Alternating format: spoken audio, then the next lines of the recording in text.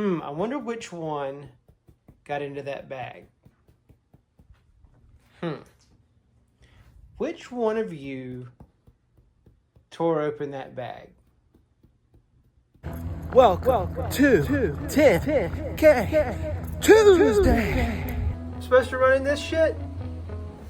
I get to run this shit. It's 10K Tuesday, baby. Woo! Isn't that right, Willink? Don't you worry. I bring the sunshine, baby. Woo-wee. I'm finished.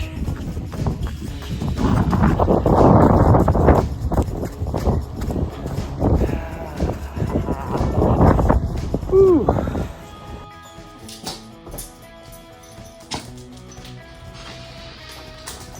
Go ahead, Joe.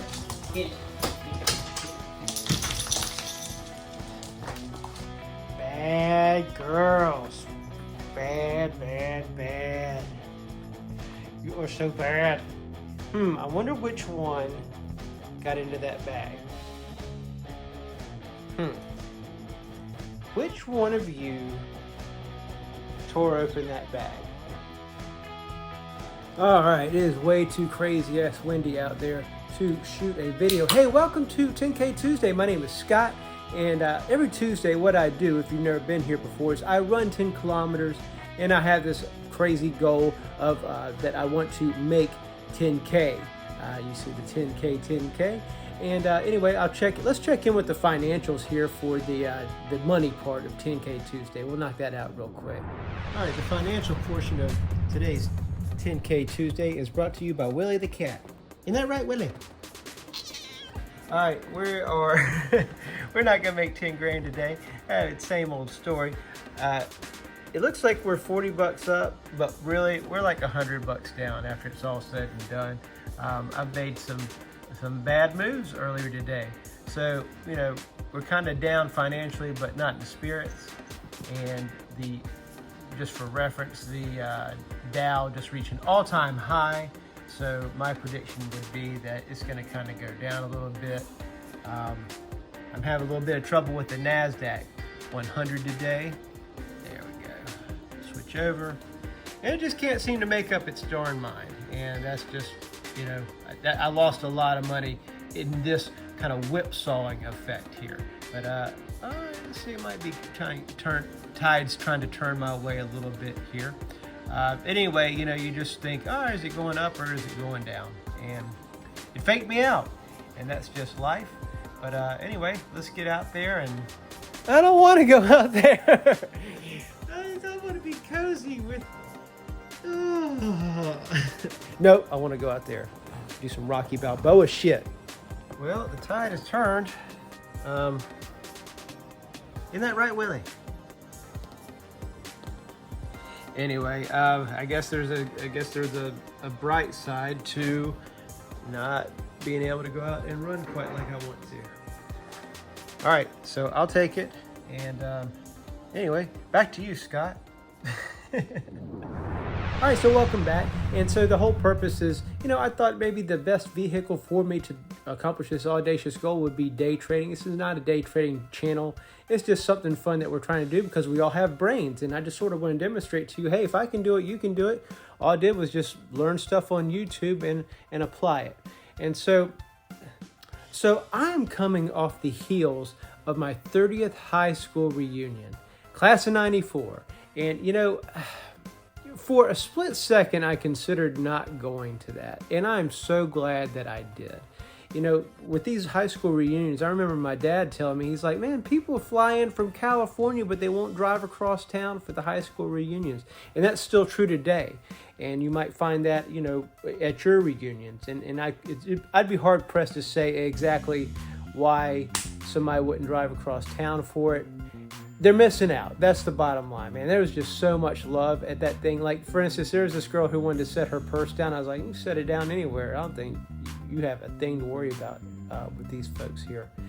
Everybody here loves you, But so one thing I do on these long trips, it was about, like a 5-6 hour trip for me by car. And so what do? We load up those podcasts, and I'm a masterclass subscriber. And so I listened to Jocko Willink's leadership class. If you don't know who Jocko is, he is one of the most famous, celebrity Navy SEALs around. He's retired and he has a podcast, and he was in a leadership role, back in the day. And so he will consult with businesses and tell CEOs, how to lead better, because he has led people under the worst conditions possible, life and death situations. So a few takeaways that I got from listening to him is leadership in its essence is listening and collaboration. So Vanilla Ice nailed it right from the get-go. Stop, collaborate, and listen. Ice is back with a brand new invention. Oh man. Anyway, so I found that really interesting because I don't have a bunch of people working under me, but being that I'm definitely not a follower, I guess by default, that does make me a leader. And he talked about how, even people who work under you are still leaders, because if they demonstrate leadership, you're going to trust them more. And also, they must demonstrate leadership to you by listening to you and collaborating with you. So it's all, all comes back to listening and collaboration. So I thought that was really cool.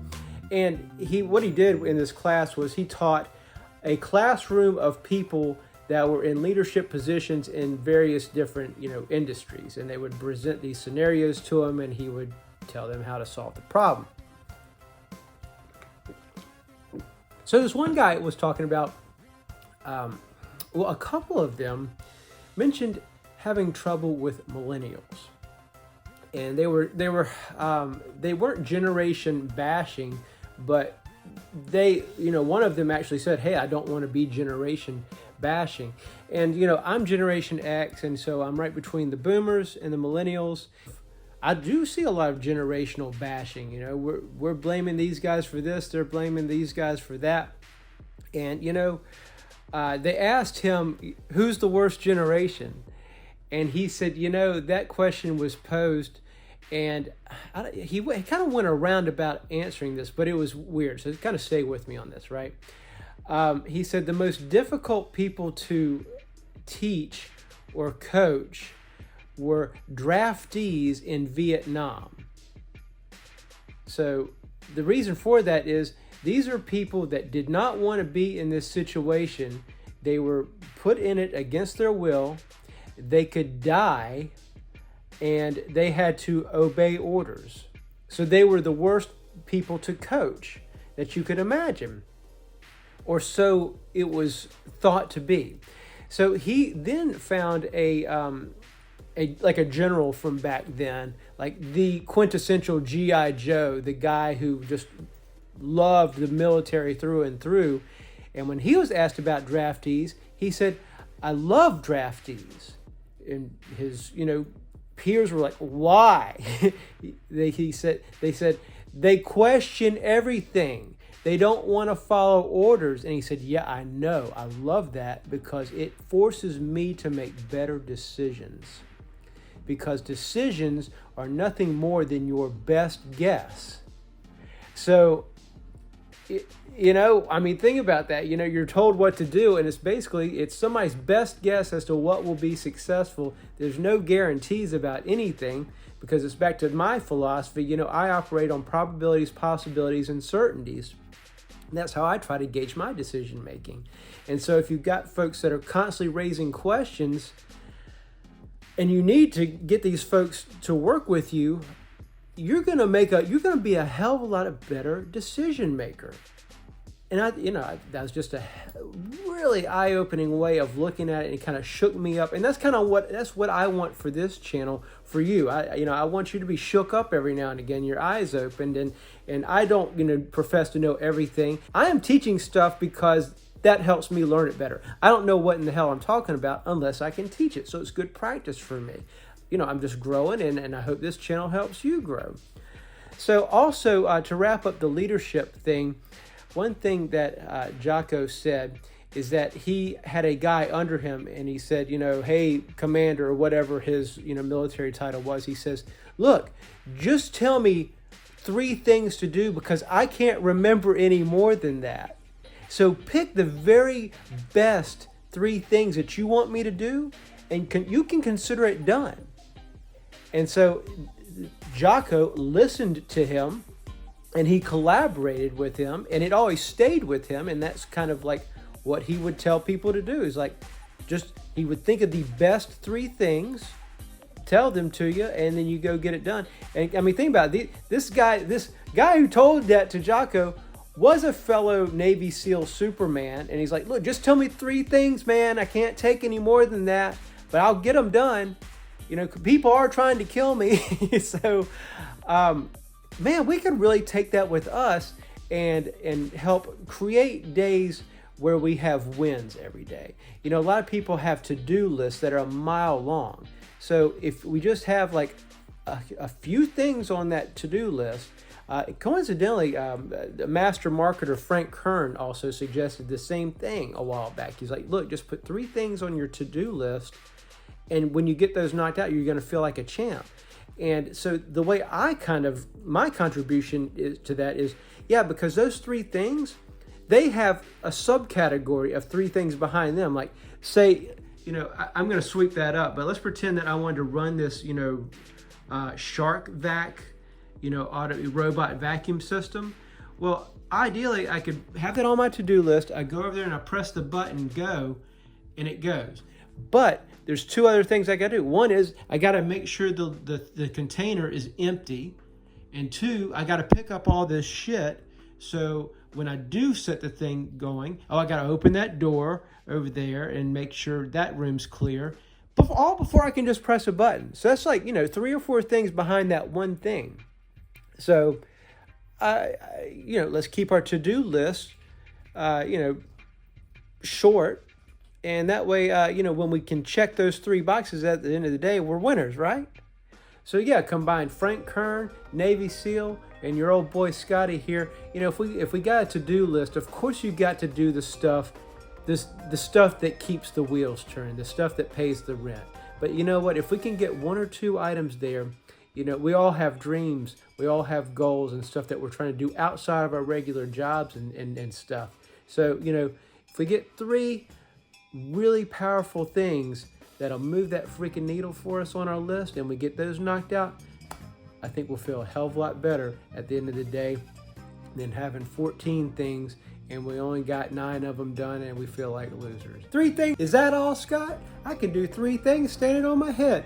You probably can't. Yes, I can. I'm a multitasker. Let me tell you something. I have yet to be convinced that multitasking is even a fucking thing. The only thing I think you can multitask is you can drive a car and have a conversation at the same time. Can you be in 2 places at the same time? Well, then why do you think you can do 2 things at the same time? I've been the victim of a multitasker. That's why I have some hard feelings on that subject.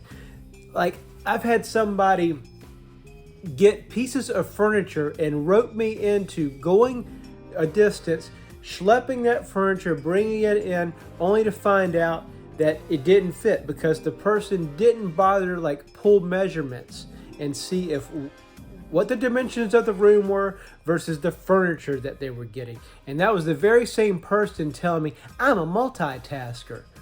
Well, yeah, you are, because you're doing the same task multiple times.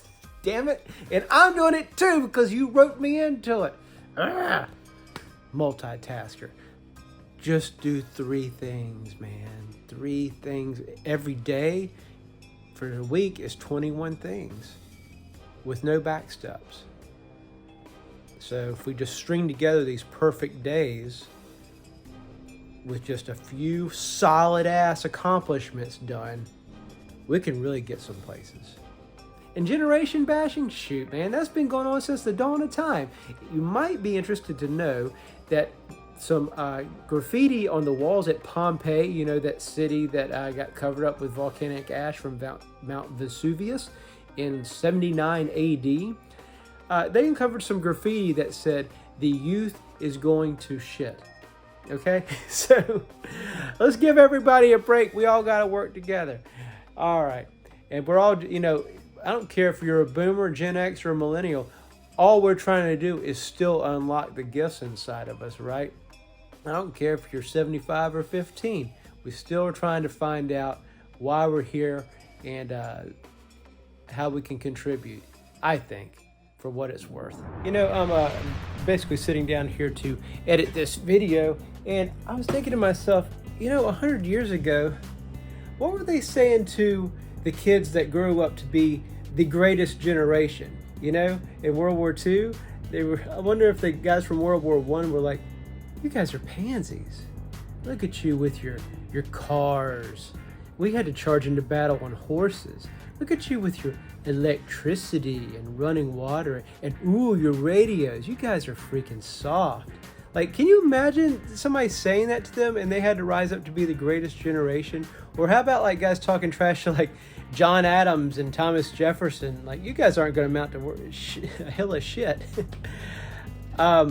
We cannot afford to do that to the generations coming up because they literally have to be the greatest generation to unfuck us from the climate change that we've been doing to ourselves since about 1750 with the implementation of steam engines.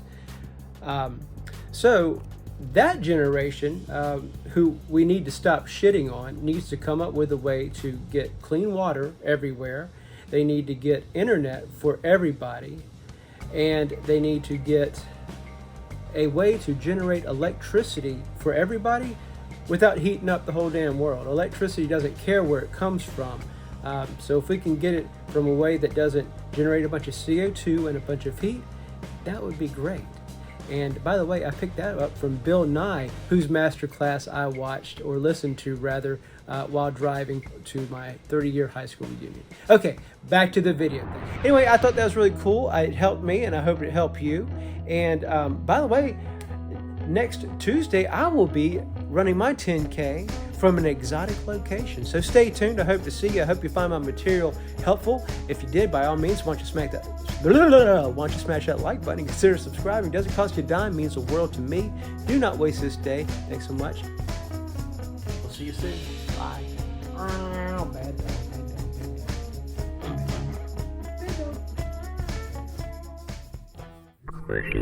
Bad.